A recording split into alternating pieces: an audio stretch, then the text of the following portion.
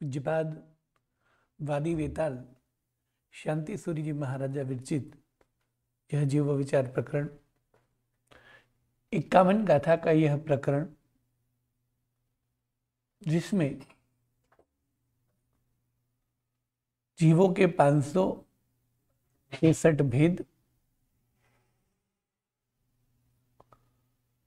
सिद्ध अवस्था में जाने के समय के 15 भेद, सिद्ध के भेद नहीं, यहाँ उनको सिद्ध के भेद बोले जा सकते हैं, किंतु वो सिद्ध के भेद नहीं है, क्योंकि सिद्ध में कोई भेद नहीं है। और ये 563 भेद पर 5 द्वार और मुक्त जीव यानी सिद्ध के जीव पर 5 द्वार, इतनी बात यह ग्रंथ में कही। और ये सब 48 गाथा तक दिखाया। संसारी जीवों के 563 भेद। संसारी जीव जब मुक्ति पूरी की ओर प्रयाण करता है, तब अंतिम अवस्था ऐसी उनकी कितने कितने प्रकार की हो सकती है, उनको ध्यान में लेते हुए 15 भेद। वैसे उससे भी अलग ज्यादा भेद से भी विचारणा हो सकती है, हाँ, किंतु ये मुख्य 15 भेद की बात की। अब फिर उनके बाद संसारी जीवों पर 5 प्रकार की महत्वपूर्ण बात दिखाई, और वही बात सिद्धों के जीवों पर बताई। अब 49, 50 और 51 इन 3 गाथा में क्या कहा है, तो उस 3 गाथा में 49वीं गाथा में हमें यह समझा रहे हैं कि ये सब स्वरूप देखकर योनि यानी बार बार जहां उत्पन्न होना है उस स्थान, और जहां जाके फिर कभी उत्पन्न नहीं होना है वो स्थान, एक है लोकाग्र भाग यानी सिद्ध सला के ऊपर, जहां एक बार जाना है फिर वापस जहां से नहीं आना पड़ता, वो मुक्ति स्थान। और ये योनि स्थान, और योनि की भयंकरता बताते हुए कहते कि कितने बार जन्म मरण वगैरह करना पड़ेगा। और उनमें परमात्मा के वचन की महत्ता बताते हैं इस गाथा में, कि परमात्मा के वचन का महत्व क्या है, यानी सम्यक ज्ञान, शास्त्र वचन, प्रभु की वाणी का महत्व क्या है। ये सब इन 49वीं गाथा में दिखा है। फिर 50वीं गाथा में हमें विनंती, प्रार्थना, भलामण या तो हमें उपदेश देते हुए कहते हैं कि हमें कितनी अद्भुत कक्षा की लब्धि प्राप्त हुई है, यानी कितना दुर्लभ योग संयोग प्राप्त हुआ है, मानव की दुर्लभता आदि बताया है, और हम क्या क्या कर सकते हैं ये 50वीं गाथा में बताया। और 51वीं गाथा में यह जीव विचार शांति सूरी जी महाराजा ने क्यों हमारे लिए बनाया, इतनी मेहनत शांति सूरी जी महाराजा ने क्यों की, ये बात बताई। इसी तरह इस ग्रंथ में मुख्य क्या दिखा, तो 563 संसारी जीवों के भेद और उन पर 5 द्वार, और मुक्त जीव का स्वरूप और उन पर 5 द्वार। गति के हिसाब से देखे तो गति के हिसाब से जीवों के 4 मुख्य विभाग हो जाएंगे, तिर्यंच गति, नरक गति, मनुष्य गति और देव गति। 563 भेद है, तो तिर्यंच गति के भेद गति के हिसाब से देखें तो 48, नरक गति के 14, मनुष्य गति के 303 और देव गति के 198। इस तरह 4 गति के जीव के भेद 563 देखे। अब इंद्रिय के हिसाब से देखें तो 5 विभाग हो जाएंगे, 1 इंद्रिय, 2 इंद्रिय, 3 इंद्रिय, 4 इंद्रिय, 5 इंद्रिय। उसमें 1 इंद्रिय के 22 भेद, 2 इंद्रिय के 2 भेद, तेन्द्रिय के 2 भेद, चौरेंद्रिय के 2 भेद और पंचेंद्रिय के 535 भेद। अब काय के हिसाब से देखें तो 6 विभाग हो जाएंगे। पृथ्वी काय के 4, अप काय के 4, तेऊ काय के 4, वायु काय के 4, वनस्पति काय के 6 और त्रस काय के 541। इस तरह अलग अलग गति इंद्रिय काय के हिसाब से भेद देखे, किंतु विस्तृत से भेद कितने बताए? 563 भेद दिखाए। बस 563 भेद की बात करें तो उसमें एक इंद्रिय, बे इंद्रिय, तीन इंद्रिय, चौरेंद्रिय 5 विभाग मुख्य और उन सभी के भेद जो दिखाए हैं उस पर अनेक विचारणा बताई है। जैसे पहले एक इंद्रिय विभाग, विकलेंद्रिय यानी बे इंद्रिय, तीन इंद्रिय, चौरेंद्रिय। पंचेंद्रिय में मुख्य 4 विभाग हो जाएंगे, तर्च, नारक, मनुष्य और देव। तो एक इंद्रिय के कुल भेद कितने थे? 22। विकलेंद्रिय के यानी बे इंद्रिय, तीन इंद्रिय, चौरेंद्रिय के भेद 6। पंचेंद्रिय में तिर्यंच पंचेंद्रिय के 20, नारक के 14, मनुष्य के 303 और देवों के 198। उसमें पर्याप्त और पर्याप्त कितने हैं? तो एक इंद्रिय में 11 पर्याप्त, 11 अपर्याप्त। सभी में पर्याप्त अपर्याप्त, मनुष्य के अलावा सभी में आधे आधे हो जाएंगे। विकलेंद्रिय में 3-3, पंचेंद्रिय 3 में 10-10, नारक में 7-7, देवों में 99-99 मतलब 99-99, जबकि मनुष्य में पर्याप्त 101 है, अपर्याप्त 202 है। अब पर्याप्त अपर्याप्त हिसाब से देखा। अब सूक्ष्म और बादर 563 में कितने हैं? तो एक इंद्रिय के 22 में से 10 सूक्ष्म है, 12 बादर है। बाकी के सभी के भेद बादर ही है, मतलब विकलेंद्रिय के 6 बादर है, पंचेंद्रिय तिर्यंच के 20 बादर है, नारक के 14 बादर है, मनुष्य के 303 बादर है, देवों के 198 बादर है। यानी 10 ही सूक्ष्म है, बाकी सब बादर है। इसी तरह पर्याप्त 231 है, जबकि 332 अपर्याप्त है। ये दोनों मिलाकर 563 हो जाएंगे, ये दोनों मिलाकर भी 563 हो जाएंगे। पर्याप्त कितने, अपर्याप्त कितने, सूक्ष्म कितने, बादर कितने। इसी तरह जन्म की बात करें तो 3 प्रकार के जन्म दिखाए थे, गर्भज, समूर्छिम और उपपात। उपपात का मतलब होगा शैया या तो कुंभी में जो जन्म होता है वो। तो एक इंद्रिय के सभी भेद तो समूर्छिम है, 22 के 22 भेद। गर्भज है, नहीं है उसमें। उपपात है, नहीं है। विकलेंद्रिय के समूर्छिम है, गर्भज नहीं है, उपपात नहीं है। तिर्यंच पंचेंद्रिय के तो 10 समूर्छिम है, 10 गर्भज है, उपपात नहीं है। नारक समूर्छिम नहीं है, गर्भज नहीं है, उपपात है। वैसे देखा जाए तो कई ग्रंथ में नारक और देवों को भी समूर्छिम कहा है, किंतु वो अलग अपेक्षा से है। मनुष्य के 101 समूर्छिम है, 202 गर्भज है। देवों के 198 उपपात है, यानी 563 में 139 समूर्छिम है, 202 गर्भज है और 212 गर्भज है और 212 उपपात है। इसी तरह कुल हो जाएंगे 563। अब उसमें प्रत्येक है या साधारण है? तो एक इंद्रिय में 18 प्रत्येक है, 4 साधारण है। बाकी सभी प्रत्येक ही है। विकलेंद्रिय के 6 प्रत्येक है, पंचेंद्रिय तिर्यंच के 20 प्रत्येक है, नारक के सभी प्रत्येक है, मनुष्य के सभी प्रत्येक है, देवों के सभी प्रत्येक है। यानी 4 सिर्फ साधारण है और 559 प्रत्येक है।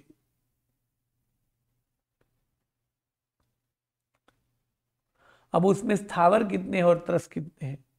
तो एक इंद्रिय के 22 भेद है, वो ही स्थावर है, वो त्रस नहीं है। बाकी सभी 83 है, विकलेंद्रिय के 6, पंचेंद्रिय के 20, नारक के 14, मनुष्य के 303 और देव के 198, यानी 22 स्थावर है, जबकि तरस 541 है। अब उसमें गति के हिसाब से देखें तो तिर्यंच गति के कितने हैं, तो एक इंद्रिय के 22, विकलेंद्रिय के 6 और पंचेंद्रिय के 20, यानी 48 तिर्यंच गति के है। बाकी के 3 गति के तो 14 है वो नारक गति के है, 303 मनुष्य गति के है और 198 जो है वो देव गति के है, यानी 4 गति के मिलाकर 563 हो जाएंगे, जिसमें 14 तो वो नारक गति के सभी पंचेंद्रिय ही है, मनुष्य तो वो सभी पंचेंद्रिय ही है, देव तो वो सभी पंचेंद्रिय है, जबकि तिर्यंच में 48 भेद के 3 विभाग हो जाएंगे, एक इंद्रिय, विकलेंद्रिय और पंचेंद्रिय, यानी ये भी बोल सकते हैं कि एक इंद्रिय, 2 इंद्रिय, 3 इंद्रिय, 4 इंद्रिय और पंचेंद्रिय, ऐसे 5 विभाग हो जाएंगे। इसी तरह सभी प्रकार के संसारी जीवों के भेद की बात की। अब संसारी जीवों में 5 द्वार और सिद्ध के जीवों में भी 5 द्वार दिखाए दे। तो संसारी जीवों में जो 5 द्वार दिखाए उसमें सबसे पहले शरीर की हाइट दिखाई, यानी ऊंचाई दिखाई, उसके बाद में उनका आयुष्य दिखाया, फिर स्वकाय स्थिति, प्राण और योनि। अब सबसे पहले जो ऊंचाई दिखाई, उस ऊंचाई में अंगुल का असंख्यात्मक भाग से लेकर योजन तक की अलग अलग माप शरीर की दिखाई। अब वो माप कैसे लेना है तो उनकी बात करते हुए बता दें कि सबसे पहले तो माप के 3 प्रकार है।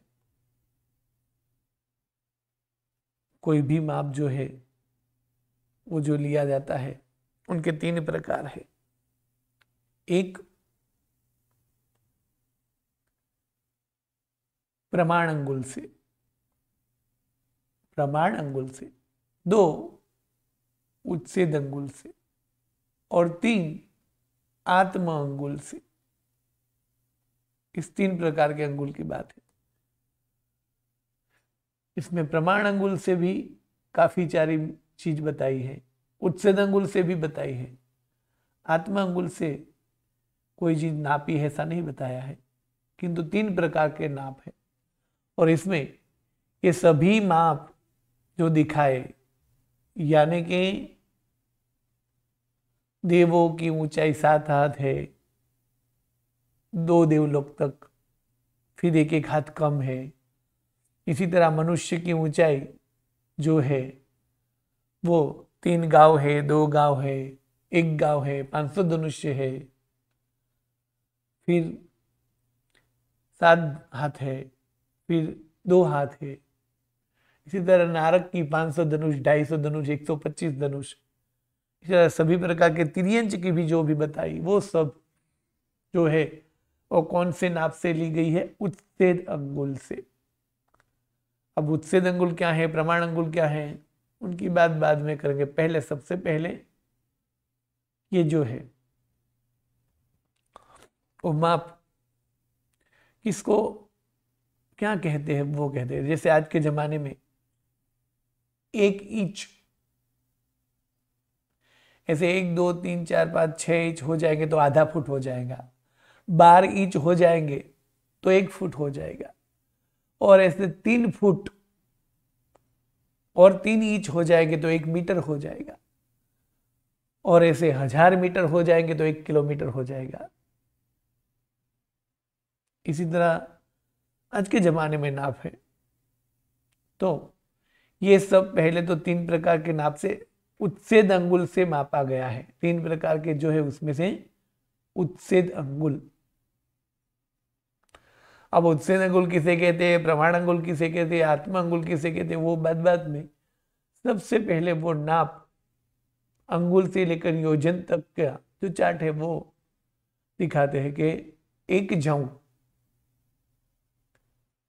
और ऐसे 8 जव ले तो 1 अंगुल होगा।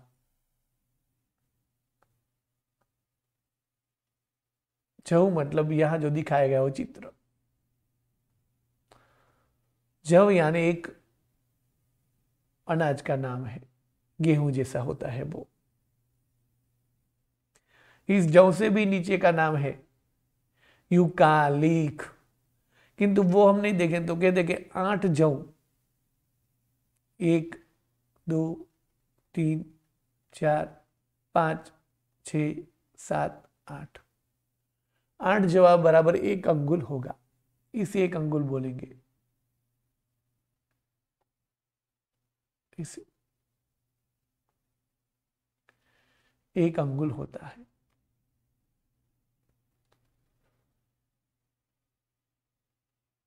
और सभी जगह पर अंगुल का संख्यात व भाग कहा अंगुल का, तो इसके जो है 2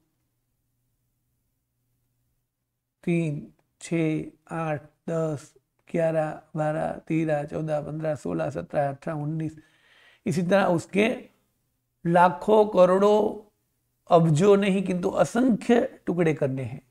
अनकाउंटेबल मतलब इसके कई सारे टुकड़े करने हैं, उससे बोलते हैं अंगुल का असंख्यात भाग।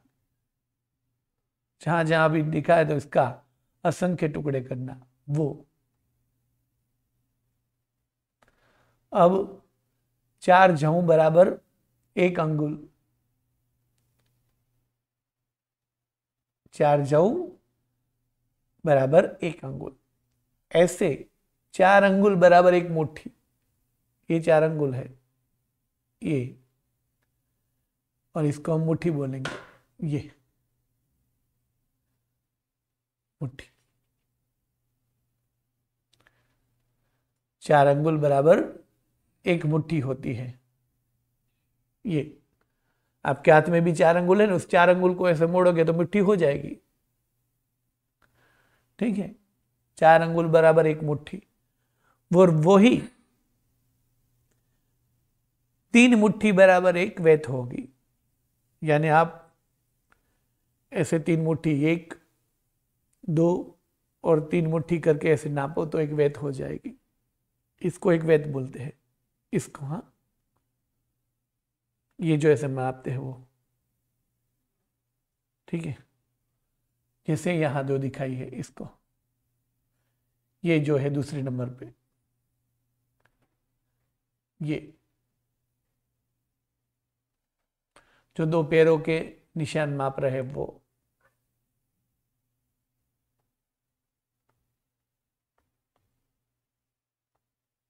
ये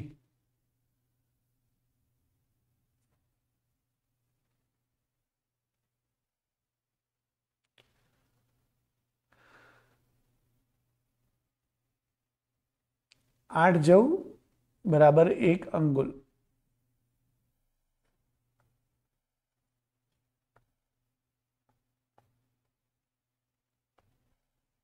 और ऐसे 4 अंगुल बराबर 1 मुट्ठी, और इसी 3 मुट्ठी बराबर 1 वैत होती है। हमारे हाथ में भी यही माप आएगा, किंतु सब वहां हमारे हाथ से नहीं नापा है। हाँ, ये 1 अंगुल है, ऐसे 4 अंगुल 1 मुट्ठी, ऐसी 3 मुट्ठी बराबर 1 वैत, और ऐसी 2 वैत बराबर 1 हाथ। हाथ यहां तक लेना है, यहां से लेकर यहां तक, कोनी तक।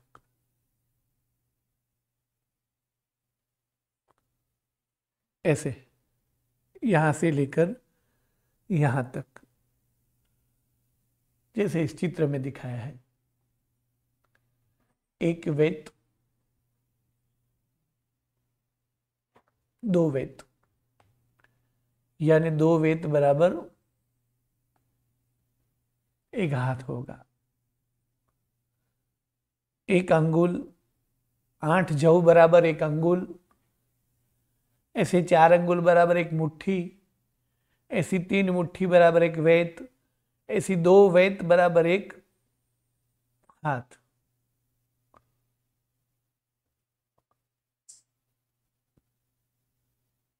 अब 4 अंगुल बराबर 1 मुट्ठी होती है ये, किंतु हमारे पैर का जो पंजा है ये, उनको हम नापेंगे तो कितना होगा, 6 अंगुल। मुट्ठी से नापोगे तो मुट्ठी बराबर नहीं होगा, किंतु यहां तक तो है, ये अंगुल बड़ा होगा 5 बार। तो ये पंजा जो है, जिसे पंजा बोलेंगे, या तो चरण, या तो उसे पाद बोलते हैं, एक पाद एक चरण, तो वो कितना होगा, 6 अंगुल का ये विभाग। और ऐसे 2 पैर रखेंगे तो कितने हो जाएंगे, 12 अंगुल, यानी एक वेत। तो ऐसे 2 चरण बराबर हो जाएंगे 12 अंगुल। उंगली तो 12 है ऐसा नहीं है, उंगली तो 10 ही होती है वहां भी पैरों में, किंतु इस नाप से, मुट्ठी से नापोगे तो कितनी मुट्ठी हो जाएगी, 3 मुट्ठी हो जाएगी। यानी एक अंगुल 8 जौ बराबर एक अंगुल होता है, ऐसे 4 अंगुल बराबर एक मुट्ठी होगी और 3 मुट्ठी बराबर एक वेत होगी, किंतु 1.5 मुट्ठी बराबर एक पाद यानी चरण होगा, या तो 6 अंगुल बराबर एक चरण होगा, और 12 अंगुल बराबर 2 चरण होंगे, यानी एक वेत होगी। अब ऐसी 2 बेत बराबर एक हाथ होगा, यानी इस हाथ को नापे तो इसमें कितने अंगुल आएंगे, 24 अंगुल। यानी एक हाथ कितने का होगा, अंगुल के हिसाब से बोले तो 24 अंगुल होगा, मुट्ठी के हिसाब से बोले तो 6 मुट्ठी होगी, और वेद के हिसाब से बोले तो 2 वेद होगी।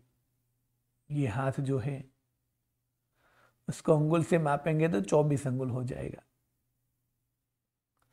और मुट्ठी से नापेंगे तो 6 मुट्ठी होगी, और वेद से मापेंगे तो 2 वेद होगी। जबकि इस चरण से नापेंगे तो 3 चरण हो जाएंगे। इस चरण से नापेंगे तो 4 चरण हो सकते हैं, 4 पाद, मतलब ये 2 और दूसरी बार में 2, 4 अंगुल से 24 अंगुल, मुट्ठी से 6 मुट्ठी, चरण से 4 चरण, और वेद से 2 वेद। और यदि जौ से नापना होगा तो उनको भी 8 गुना करना होगा, और जो जवाब आएगा वो जौ होगा। इतने जौ से एक हाथ हो सकता है, ठीक है। तो 8 जौ बराबर एक अंगुल है। अंगुल से हम सभी जगह पर माप दिखाए हैं, तो ये एक अंगुल,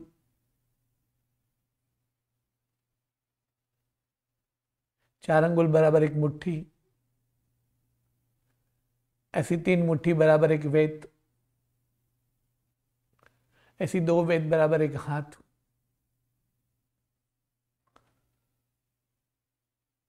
और ऐसे 2 हाथ बराबर एक दंड। ऐसे 2 हाथ बराबर एक दंड होता है।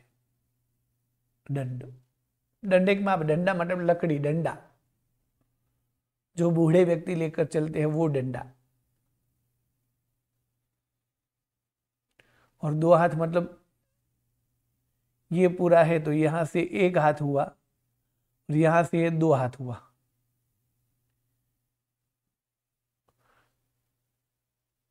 मतलब कि ये जो हाथ है वो ऊपर से लेकर यहां तक, यानी ऐसा बोल सकते हैं 2 हाथ। एक हाथ कितना है, इतना है, यहां से लेकर यहां तक ये एक हाथ है, और ऐसा ही दूसरा हाथ कर दोगे तो क्या होगा, ऐसे बरोबर बीच में आएगा, तो यहां तक, यानी ऐसा ऐसा पूरा करे तो ऊपर से लेकर यहां तक, ऐसा बोल सकते हैं, जो इस बीच में चित्र दिया है उस तरह। ये 2 हाथ है, 2 हाथ बराबर 2 हाथ को एक दंड बोलते हैं, लेकर चलने की लकड़ी, डंडा। ऐसे 2 दंड यानी 4 हाथ, यानी ऐसे पूरे दोनों हाथ ऐसे फैलाए वो, उसे एक धनुष्य बोलते हैं। बाहा, ऐसे दोनों बाहें फैलाकर 4 हाथ हो गए। कैसे 4 हाथ हो गए? तो 2 हाथ ही है, किंतु 2 हाथ है, यहां से लेकर यहां एक हाथ हुआ, और यहां से लेकर यहां दूसरा हाथ हुआ, यहां तीसरा और यहां चौथा। 1 2 3 4, इस तरह 4 हाथ बराबर एक धनुष्य होता है। तो एक धनुष्य में कितने हाथ होते हैं? 4 हाथ, 2 दंड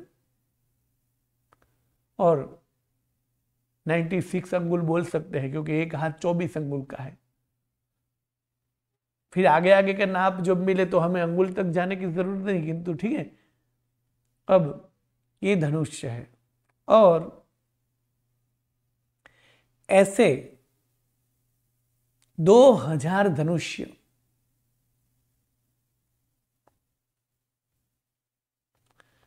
ऐसे 2000 धनुष्य बराबर एक गांव होता है। 8 जऊ बराबर 1 अंगुल, 4 अंगुल बराबर 1 मुट्ठी, 3 मुट्ठी बराबर 1 वेत, ऐसी 2 वेत या तो 24 अंगुल बराबर 1 हाथ, ऐसे 2 हाथ बराबर 1 दंड, ऐसे 2 दंड या तो 4 हाथ बराबर 1 धनुष्य, या तो 96 अंगुल बराबर 1 धनुष्य। फिर ऐसे 2000 धनुष्य बराबर एक गांव होगा, और ऐसे 4 गांव बराबर 1 योजन होगा, यानी योजन तक की बात कर दी। अब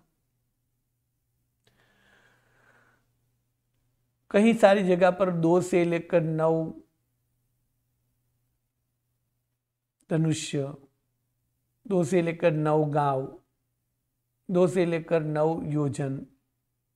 तो ये 2 से लेकर 9 जो है उस संख्या के लिए शब्द है पृथक्त्व, यानी 2 से लेकर 9 धनुष्य बोलना है तो धनुष पृथक्त्व। पृथक्त्व का अर्थ होगा 2 से 9 के बीच की संख्या। और वेत हो तो वेत पृथक्त्व बोलते हैं, अंगुल हो तो अंगुल पृथक्त्व बोलेंगे, गांव है तो गांव पृथक्त्व बोलेंगे, धनुष्य है तो धनुष्य पृथक्त्व बोलेंगे। पृथक्त्व माने 9, 2 से लेकर 9 के बीच की संख्या, 2 से लेकर 9 तक। अब ये अंगुल से लेकर योजन तक की बात तो कह दी, और ये सब उच्छेद अंगुल की बात है, किंतु आज की भाषा में कहे तो फिर योजन में जो नाप है योजन, तो आज की भाषा में तो मीटर या तो माइल, मतलब किलोमीटर और माइल से ही नापा जाता है ज्यादातर जो भी चीज है वो, या तो फुट से नापी जाती है छोटी हो तो 1 योजन बराबर कितने किलोमीटर होते हैं? 12.8, यानी पूरा 13 किलोमीटर नहीं। आज की भाषा में 1 योजन माने 12 किलोमीटर और 800 मीटर, यानी 12.8 किलोमीटर। जहां भी 1 योजन है उनका अर्थ करना है 12 किलोमीटर पॉइंट 8। 13 किलोमीटर पूर्ण नहीं है, 12.8 किलोमीटर। तो इस हिसाब से गांव की बात करें तो गांव यानी योजन का चौथा भाग है, तो 12 का चौथा भाग हुआ 3 और 8 का 2, यानी एक गांव बराबर 3 किलोमीटर और 200 मीटर, यानी 3.2 किलोमीटर। किलोमीटर में नापे तो, और यहां माइल शब्द भी आएगा, तो माइल का अर्थ क्या करना है? 1 किलोमीटर और 6 पॉइंट, 10 पॉइंट पे 1 किलोमीटर, यानी माइल मतलब 1.5 किलोमीटर के आजू बाजू, यानी एक गांव के हिसाब से गिने तो 2 माइल कह सकते हैं। तो किलोमीटर के हिसाब से कहे तो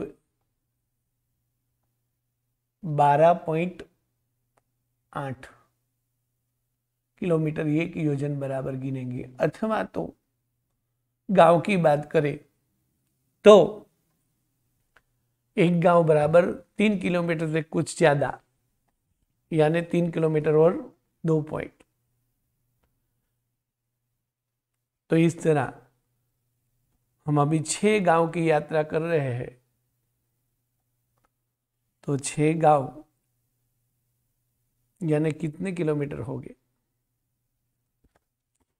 6 गांव की यात्रा फागण सुद तेरस में बोल रहे हैं 6 गांव। तो उस 6 गांव की यात्रा ने कितने किलोमीटर होगी? तो 6×3 = 18, यानी 18 किलोमीटर। वो ये जो है वो 2 2 2 2 2 2 6 बार है, ठीक है। 6 गांव मतलब, तो यहाँ 10 तक और 1 किलोमीटर हो जाएगा, यानी 19 किलोमीटर से कुछ ज्यादा। 6 गांव की यात्रा जो है 19 किलोमीटर से कुछ ज्यादा किलोमीटर की है, यानी 18 से लेकर 20 किलोमीटर तक की वो यात्रा होगी। तो आज की भाषा में एक योजन बराबर 12.8 किलोमीटर और गांव बोले तो 3.2 किलोमीटर। इसलिए सभी जीवों की जो ऊंचाई बताई थी, जैसे बेइंद्रिय, तेइंद्रिय, बेइंद्रिय की एक इंद्रिय थी को तो सभी की कितनी थी? तो सभी एक इंद्रिय की तो अंगुल का संख्या भाग व भागी था, सिर्फ एक को छोड़ के। अब एक जो है वो प्रत्येक वनस्पति दिखाई, उनकी दिखाई थी 1000 योजन से भी अधिक, 1000 योजन से भी अधिक दिखाई थी, यानी उसकी ऊंचाई जो है वो 1000 योजन से भी अधिक है। तो आज की भाषा में अगर इनको करना है तो कितना होगा? तो वह 1000 को 12.8 से गुणना है, उससे भी कहीं ज्यादा। जबकि इसी तरह बेइंद्रिय की ऊंचाई की बात करें, बेइंद्रिय, तेइंद्रिय, चौरिंद्रिय, तो बेइंद्रिय की ऊंचाई कितनी है? 12 योजन। 12 योजन को यदि एक योजन बराबर 12.8 किलोमीटर છે, तो इतना गुना करोगे तो 153 किलोमीटर प्लस 6 पॉइंट आएगा, यानी इतने किलोमीटर होगा, इतना लंबा। और 153 किलोमीटर यानी आज की भाषा में अहमदाबाद से लेकर बड़ौदा तक, उससे भी आगे वो बेइंद्रिय जीव कितना बड़ा होगा? तो अहमदाबाद से लेकर बड़ौदा तक, उससे भी शायद ज्यादा बड़ा। कितना किलोमीटर का है वो? 153 किलोमीटर का। बेइंद्रिय जो है वो 153 किलोमीटर का। तेइंद्रिय की ऊंचाई कितनी कही थी? तेइंद्रिय 3 गांव, तेइंद्रिय का 3 गांव कहा था, यानी 3 गांव जो है, एक गांव बराबर कितने? 3 किलोमीटर, यानी 9 किलोमीटर, 9 किलोमीटर पॉइंट 6, यानी 9.5 किलोमीटर से भी कुछ ज्यादा। अब 9 किलोमीटर की बात करें तो यदि समझो कि हम अहमदाबाद में रह रहे हैं, तो तपोवन से लेकर साबरमती तक, या तो बॉम्बे में रहे बोरीवली से लेकर मलाड तक, इतना हुआ 9 किलोमीटर। इसी तरह चौरिंद्रिय की, तो चौरिंद्रिय की बताई थी 1 योजन यानी 4 गांव, यानी 12 किलोमीटर, 12 किलोमीटर पॉइंट 8।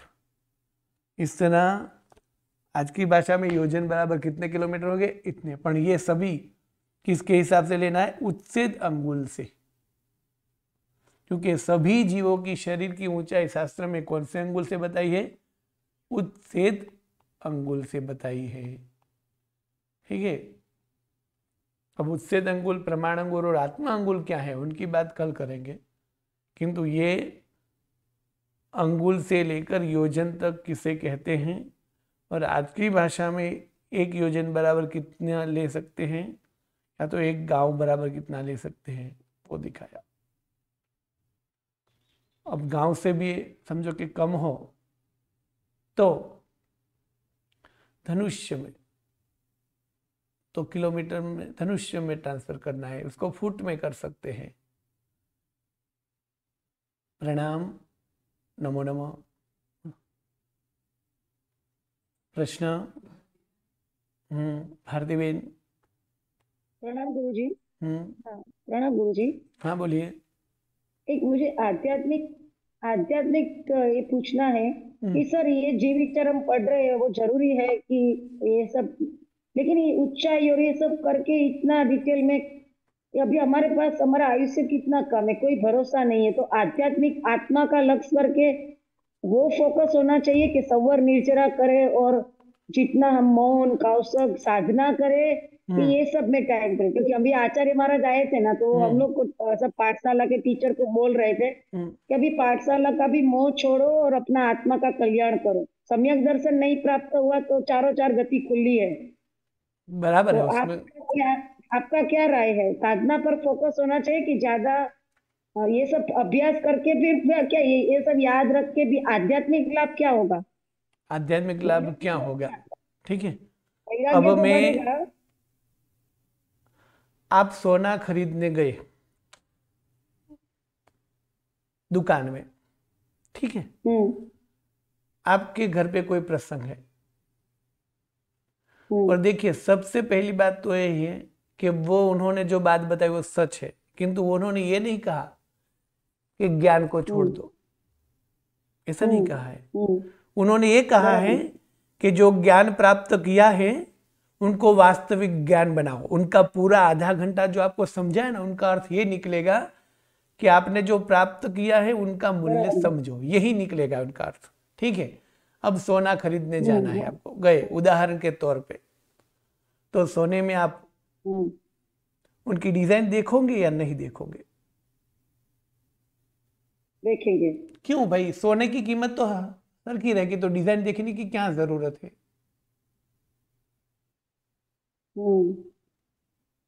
ठीक है। अब डिजाइन देख ली, फिर डिजाइन पसंद आई, फिर भी यदि हमारी अनुकूलता न हो तो दूसरी बात हम क्या देखेंगे, वो ग्राम कितना है वो भी देखेंगे। सोना खरीदने में हम ग्राम देखते हैं, डिजाइन देखते हैं, फिर और भी बहुत कुछ देखते हैं।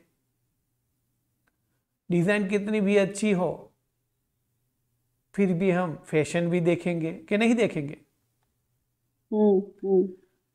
इसलिए आपको जो डिजाइन अच्छी लगेगी, बहुत अच्छी, यानी समझो कि आपके उम्र के 5 जन जाएंगे वो बोलेंगे श्रेष्ठ डिजाइन है,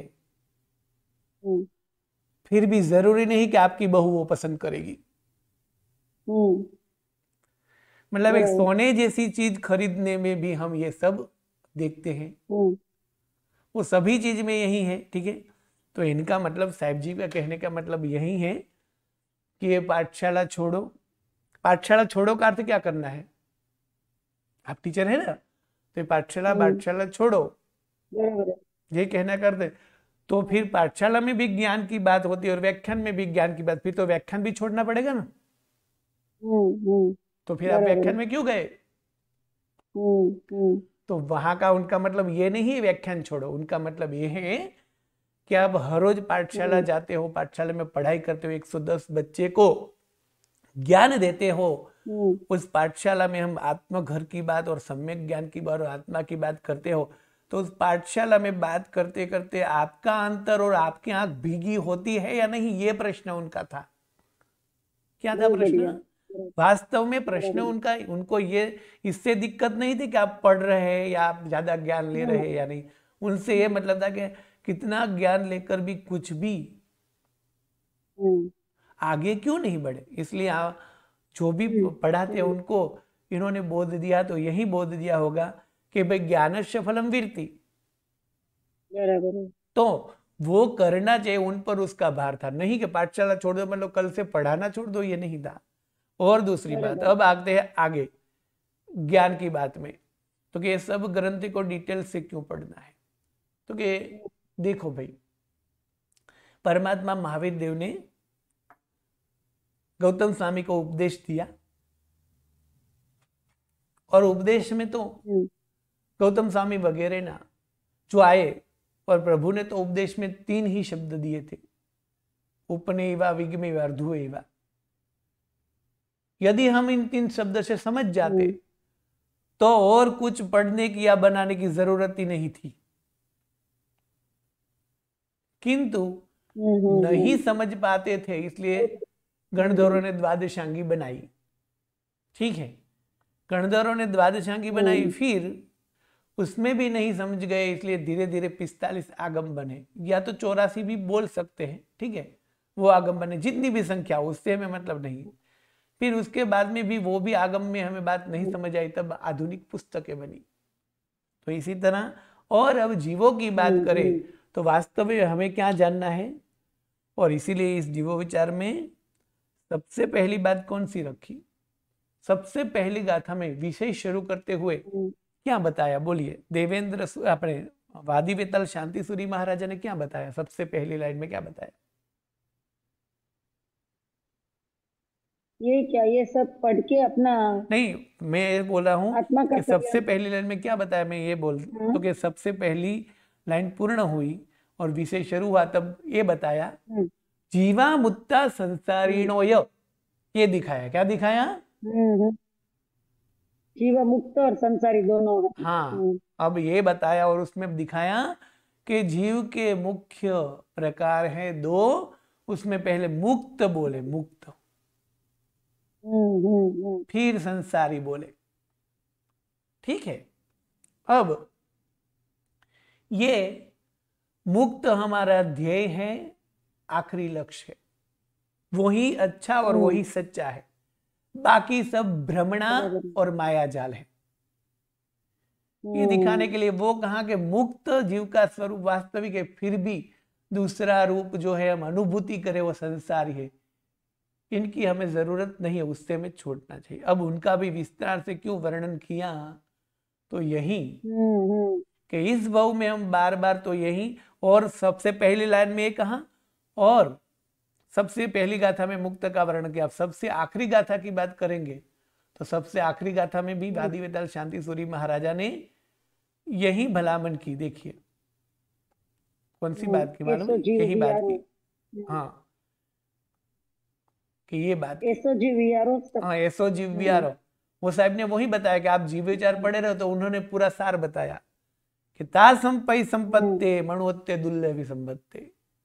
इसलिए शांति सूरी जी महाराजा ये पूरा पहली गाथा में मुक्त है ऐसा, और बाद में संसारी का पूरा स्वरूप देखकर हमें यही बताना चाहते हैं कि मनुष्य का दुर्लभ जन्म मिला है तो हमें ये करना चाहिए। तो जो शांति सूरी महाराजा ने बात की वही वो महाराज ने बात की है, अलग कुछ नहीं किया है। ठीक है, तो ये बीच में क्यों है कि हमें पता चले क्यों, तो ये सब स्वरूप का वर्णन वगैरह, क्योंकि वो इसलिए वो याद रहे ना रहे उसका ज्यादा मूल्य नहीं है। किसी के सामने हम बोल सके या ना बोल सके उसका भी ज्यादा मूल्य नहीं है, किंतु इससे हमारे मन में जो है वो आत्मा का सम्मान जगना चाहिए। और ये सब बताने के बाद में, एक तो प्रभु केवल ज्ञानी है, कितना सूक्ष्म रूप दिखा सकते हैं, यानी वितराग के ऊपर श्रद्धा बढ़ेगी। इसलिए दूसरी बात है कि यदि हमें मनुष्य, अभी तो हम मनुष्य हैं, तो मनुष्य में भी हम, इसमें क्या दिखाया, हाइट, तो हाइट मतलब देह का पूरा स्वरूप। अब मनुष्य देह हमारा रूप नहीं है, हमारा रूप तो अरूपी है, फिर भी मनुष्य जन्म के मिलने में जो भी मनुष्य को हम देखेंगे, तो आज की भाषा में मैं बोलूं कि देह का वर्णन क्यों किया, तो आप बायोडेटा में सबसे पहले लड़का और लड़की को हाइट क्यों पूछते हैं? बायोडेटा में आप क्या लिखते हैं? 5.3, उससे वो अच्छा दिखता है। हाँ, इच्छे वो अच्छा दिखता है, मतलब राग का साधन है ये हाइट।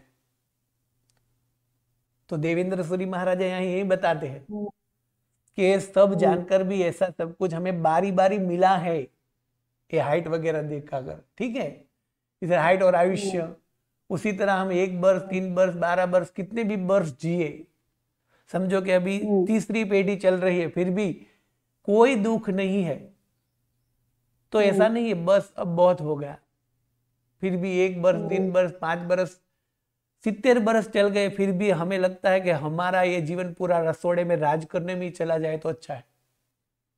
तो आयुष्य इसलिए है, ये सभी द्वार सूक्ष्म से इसलिए दिखाया गया है कि ये सभी जो है वहां राग और द्वेष कुछ नहीं करना है, इसलिए ये सब दिखाया, बाकी इन सब का कोई मोल नहीं। इसलिए सबसे पहली गाथा, लास्ट गाथा में यही बताया, बीच में जो बताया वो स्वरूप बताया, कि स्वरूप का वर्णन सुनते कि परमात्मा ने सही मायने में सच कहा है, कि ये सब देखते हुए मन लगे हाँ, वरना हमें बार बार कोई कह देता है कि भाई संसार खराब है, किंतु हमें नहीं लगता है ना आज तक, तो इसलिए लगे, इसलिए इन सब का अभ्यास करना है। और मैं यही वो महात्मा की बात ही दोहराऊंगा, पहले परीक्षा में जब सब बारी बारी परीक्षा के प्रश्न पूछे तो हमने यही कहा था कि परीक्षा में पास होने के लिए, उसमें 100 मार्क लाने के लिए, उसमें प्रमाण पत्र लाने के लिए नहीं है, ये सिर्फ स्वयं को शिक्षित और दूसरों को शिक्षित करने, यानी क्या हुआ, स्वयं को सच्ची राह दिखाना और दूसरों को सच्ची राह दिखाने के लिए ही है। और दूसरी बात यह है कि दूसरों को भी सच्ची राह दिखाने का मुख्य कार्य है कि कई बार ऐसा होता है कि हमें भी कई लोग ऐसे प्रश्न कर देते हैं पढ़ाते पढ़ाते कि हमारे मन में वैराग्य भाव उठता है। जैसे दृष्टांत से देखे तो नंदीसेन मुनि की कथा है, ठीक है, नंदीसेन मुनि की कथा में हर रोज नंदीसेन मुनि जो है वो 10-10 को दीक्षा की ओर भेजते हैं, कथा प्रसिद्ध है, सुनी हुई है। अब हर रोज ऐसा करने के बावजूद भी वो दीक्षा नहीं लेते थे, किंतु वहां उन्होंने ऐसा नहीं किया कि लग्न का वर्णन नहीं किया। फिर एक दिन ऐसा आया कि 9 को प्रतिबोध करे और 10वां ने उसे पूछ लिया तो आप क्यों नहीं लेते हो, और उन्हीं समय उनका दीक्षा का समय हो गया और वापस दीक्षा में चले गए, ठीक है। तो ये शास्त्र सभी इन्हीं के लिए है, वो महात्मा ने जो भी कहा वो बिल्कुल सच है। हाँ बोलिए। सर लेकिन सम्यक दर्शन अभी करना है हमें, तो फिर उसके लिए तो ज्यादा से ज्यादा साधना में, क्योंकि ये काल में सम्यक दर्शन ही हमारे पास पॉसिबल है, केवल ज्ञान तो शक्य नहीं है। हाँ, सम्यक दर्शन पॉसिबल है। आप साधना, साधना किसे कहेंगे, आप साधना किसे कहेंगे? कि साधना मतलब जो मेरा बियॉन्ड, मतलब ये पुण्य भी नहीं करना है, पाप भी नहीं करना है, सिर्फ आत्मा का लक्ष्य करके करेंगे तो ही सवर निर्जरा होगा ना, नहीं तो पुण्य भी करेंगे। हाँ, पर वही मैं बता रहा हूँ कि साधना ही करनी है। देखो सम्यक दर्शन के लिए क्या करना है, एक सरल भाषा में बोले ना, शास्त्रीय भाषा में आप बड़े बड़े शब्द में ऐसा बोल सकते हैं कि निर्जरा करनी है, बंद नहीं करना है, साधना करनी है। साधना का मतलब क्या करेंगे हम, बोले तो पहले तो सम्यक दर्शन की बात करके, सम्यक दर्शन करना है तो क्या करना है, तो सम्यक दर्शन करना है ना तो क्या करना है, तो सबसे पहले कसाई नहीं करना है, एक कसाई को कम करना है, और दूसरा कदाग्रह नहीं करना है, ये दोनों दुर्गुण चले जाएंगे तो सम्यक दर्शन हो जाएगा। कदाग्रह का मतलब है मैं जो मान रहा हूं वही सच्चा है, ये करोगे तो सम्यक दर्शन नहीं हो सकता है। और दूसरी बात, किसी भी परिस्थिति आ जाए, कसाई करोगे तो भी सम्यक दर्शन जा सकता है। क्यों? कि तो जैसे जैसे कसाई तीव्र हो जाता है और आगे कर्मगंध में आएगा, यदि अनंतानुबंधी कसाई हो गया तो सम्यक दर्शन जा सकता है। इसी तरह क्रोधमान माया को कम करना होता है और अपना हठाग्रह कम करना होता है, ये बात कह सकते हैं सम्यक दर्शन की प्राप्ति करनी हो तो। और साधना में कर समझो, साधना का मतलब हम यही करेंगे, हमें एकदम ध्यानस्थ अवस्था में रह जाना है। ध्यान अवस्था में, तो ध्यान अवस्था में रहने से पहले ज्ञान नहीं होगा ना, तो टिक नहीं पाएंगे। वहां ध्यान का दृष्टांत आता है। ध्यान में टिक नहीं पाएंगे, हाँ, ज्ञान नहीं होगा। ध्यान का, ज्ञान बिना ध्यान टिक नहीं सकता है। और वैसे देखे प्रसन्न चंद्र राज ऋषि की बात करें तो ध्यान में ही थे, और ध्यान में क्या किया, क्रिया तो उनकी ध्यान में ही थी। सैनिक महाराजा ने देखा ना, तो उनको लगा कि अरे ये तो ऐसा ध्यान धर रहे हैं कि मुक्ति में जाएंगे। और प्रभु ने को प्रश्न पूछा और प्रभु ने जवाब दिया, 7वीं नरक में जाएंगे। तो ध्यान ही कर रहे थे ना। बराबर है। तो मतलब कि ज्ञान लेकिन इसलिए है। अल्टीमेटली हमको ध्यान की साधना में जाना पड़ेगा ना गुरुजी। देखो, सम्यक दर्शन मतलब आत्मा का अनुभव करना है निश्चय से। हाँ, परमात्मा के वचन में श्रद्धा है, वो सब बराबर है, ध्यान का लेकिन मतलब हमारे वही होगा 24 कि तीर्थंकर आत्मा क्या की अनुभूति करते हैं? करनी है। और देखिए, ध्यान का मतलब आत्मा की अनुभूति है, किंतु हाँ, ध्यान मतलब वो नहीं कि आप पलाठी लगा के सिर्फ ऐसे बैठ जाओ। उसको ध्यान हाँ, हाँ, बोलना वो वो तो गलत बात बराबर है। है, क्योंकि वो भी एक प्रक्रिया है। जैसे प्रतिक्रमण करना एक प्रक्रिया है, तो ध्यान भी एक प्रक्रिया ही है। हाँ, हाँ, बराबर है, तो प्रतिक्रमण को बराबर है। छोड़ने के लिए ध्यान लेकिन नहीं है। और देखिए, वो ध्यान की बात तो हम हर एक में करते हैं। प्रतिक्रमण कैसे करो, तो कोई सूचना क्या देगा, ध्यान से करो, है ना। सामायिक कैसे करो, बराबर है। ध्यान से करो। पूजा कैसे करो, ध्यान से हम्म, कराओ। तो हम तो सभी लोग यही कहते हैं, पूजा में ध्यान दो, मतलब क्या हुआ। कि वह हाँ, मन वहां ही रहे, हाँ, भटके तो नहीं सब किधर। प्रवृत्ति छोड़कर ऐसे बैठे रहोगे, उनको ही ध्यान सिर्फ नहीं बोल सकते हैं। यदि वो ही ध्यान होगा तो तो बस। आत्मा की अनुभूति के लिए क्या करना है गुरुजी? हाँ, आत्मा की अनुभूति करनी है यही भाव में हम्म, निश्चय से सम्यक दर्शन करना है, तो क्या करना है? हाँ, मैं यही कह रहा हूँ, सम्यक दर्शन यदि प्राप्त करना है तो क्या करना है। तो यही जो हो रहा है उनमें राग देश में लिप्त नहीं होना, यही करने साधना यही करनी है कि जो भी कुछ हो रहा है उनको स्वीकार करना है।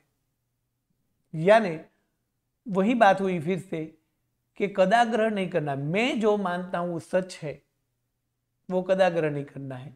और दूसरी, कैसी भी परिस्थिति आए, कसाई नहीं करना है।